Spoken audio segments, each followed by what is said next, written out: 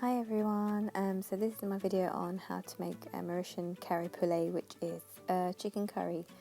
So we've got some onions, some green chilies, garlic and ginger. I've got some thyme, some fresh coriander, spring onion, 1 tomato and some Mauritian curry powder, which I've done another video on. I freshly made that, so we kind of use that for this curry, or just a mild curry powder would be fine. So firstly, just chop your onions, finely chop your garlic and ginger and your green chilies. You can use maybe about a couple of chilies for this, depending on whether you like it really spicy or not as spicy, but I kind of go for about 2 to 3 chilies for this curry, because you've also got a bit of chili powder in there, curry powder in there. So first of all, we add some coconut oil to our pan. There we go. You can use coconut oil or vegetable oil, that's fine.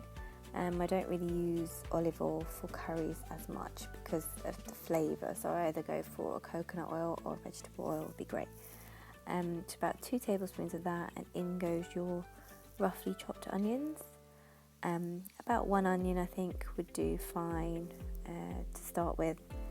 Then we just kind of want to saute them down in the heat. You don't want to burn them or get them like caramelized for this curry, but you just want to kind of soften them so they kind of slowly soften a bit, and that's going to help with making the sauce great. So we want to add in our garlic and ginger as well. So, and the chilies at the same. Oh no, chilies a bit later, but the garlic and ginger first. Together.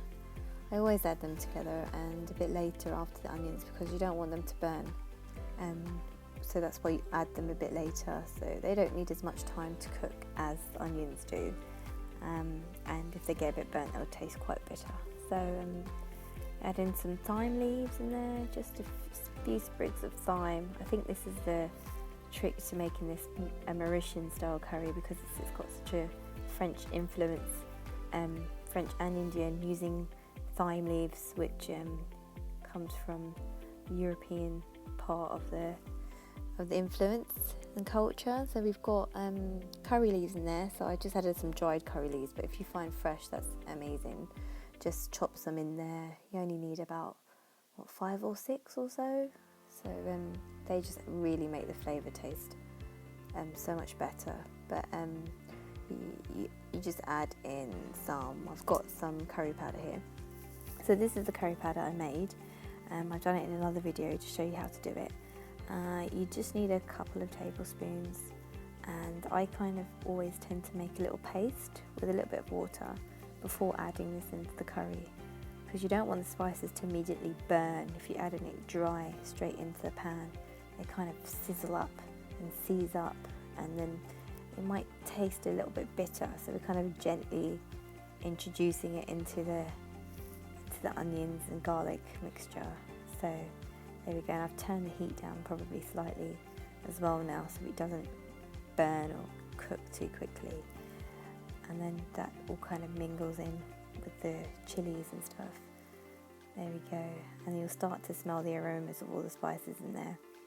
And so now you add like a tomato, or if you haven't got a tomato, canned tomato is fine. A tomato just adds that little bit of sweetness to the sauce, and it helps to create that curry sauce, so you need that tomato in there. So I've added just 1 tomato, chopped it up into pieces, and add that into just shortly after you've done the curry powder mix, and then just give that all a good stir together. So it all mingles together.